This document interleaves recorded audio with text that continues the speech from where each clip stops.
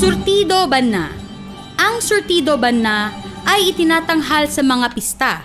Ito ay nagmula sa Banna, Ilocos Norte na kung saan ipinapakita nito ang sari-saring galaw ng sayaw mula sa iba't ibang bayan ng Ilocos Norte.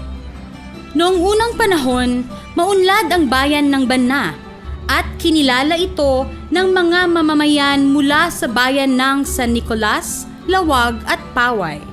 At bilang pagkilala sa mabuting pag-uugnayan ng mga bayang ito sa bayan ng Banna, ay malugod nilang ipinakilala ang kanilang mga sayaw at awitin bilang pagbigay halaga sa kanilang pagkakaibigan.